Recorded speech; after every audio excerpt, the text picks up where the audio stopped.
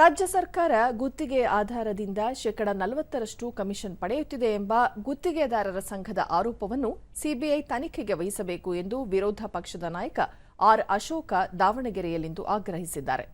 ಸುದ್ದಿಗಾರರೊಂದಿಗೆ ಅವರು ರಾಜ್ಯ ಸರ್ಕಾರದ ವಿರುದ್ಧ ಗುತ್ತಿಗೆದಾರರ ಸಂಘದ ಅಧ್ಯಕ್ಷ ಡಿ ಕೆಂಪಣ್ಣ ಮಾಡಿರುವ ಆರೋಪ ಸತ್ಯಾಂಶದಿಂದ ಕೂಡಿದೆ.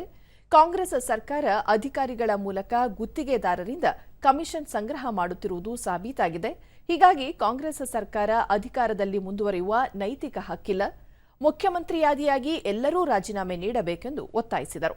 ಈಗಾಗಲೇ ಸರ್ಕಾರದ ಹಲವು ಹಗರಣಗಳು ಬೆಳಕಿಗೆ ಬಂದಿವೆ. ಭ್ರಷ್ಟಾಚಾರ ಮುಕ್ತ ಆಡಳಿತ ನೀಡುವಲ್ಲಿ ಮುಖ್ಯಮಂತ್ರಿ ಸಿದ್ದರಾಮಯ್ಯ ವಿಫಲರಾದರು. ಇದ್ರ ಬಗ್ಗೆ ಸಿಬಿಐ ತನಿಖೆ ಕೊಡಬೇಕು ಅಂತ ಆಗ್ರಹನ ಮಾಡ್ತೇನೆ. ನಮ್ಮ ಮೇಲೆ ಹೋರಾಟ ಮಾಡೋದಲ್ಲ, ನಾವು ಕೂಡ ವಿಧಾನಸಭೆ ಒಳಗಡೆ ಹೊರಗಡೆ ಹೋರಾಟ ಮಾಡ್ತೇನೆ. ಫೋನ್ ಮಾಡಿದ್ರು, ದಾಖಲೆಯನ್ನು ತಂದುಕೊಡ್ತೀನಿ ಅಂತ ಹೇಳಿದ್ದಾರೆ. ಅವರಿಗೆ ನಾನು ತಂದುಕೊಡಕ್ಕೆ ಹೇಳ್ತೀನಿ, ಸಮಯನೂ ಕೊಡ್ತೀನಿ, ಅವ್ರ ಜೊತೆ ಕೂಡ ಮಾತಾಡ್ತೀನಿ. ಅವರು ಏನೇನು ದಾಖಲೆಗಳು ಕೊಡ್ತಾರೋ ಅದೆಲ್ಲವನ್ನ ಕೂಡ ವಿಧಾನಸಭೆಯಲ್ಲಿ ಪ್ರಸ್ತಾವ ಮಾಡ್ತೀನಿ.